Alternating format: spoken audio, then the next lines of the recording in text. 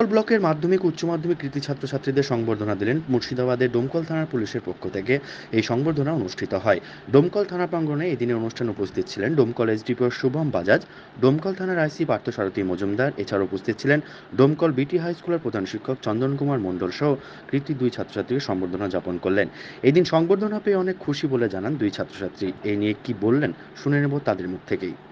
ইচ্ছে বাংলা কিন্তু এটা আমার জন্য খুব খুশির ব্যাপার আছে কি আপনি এটা খুব ভালো প্রদর্শন করেছেন।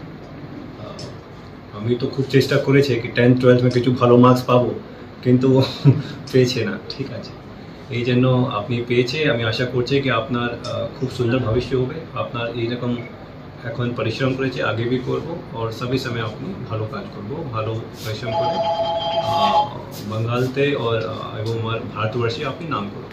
এটা আমার আপনার জন্য শুভেচ্ছা আছে আর আপনার থেকে আশা আছে যে আপনি আগে এরকম কাজ করে থাকবেন।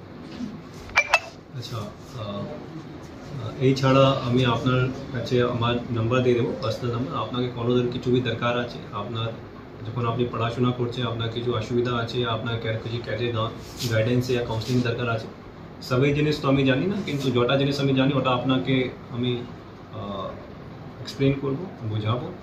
আর যা জিনিস আমি জানি না, আমি আপনাকে যারা লোক আছে ও কেরিয়ারে যারা কাজ করছে ওনার সঙ্গে আমি আপনার নিশ্চিতই যোগাযোগ করে দেবো। তারপরে আপনি ওনার থেকে আগে আপনি টেক আপ করতে পারবেন।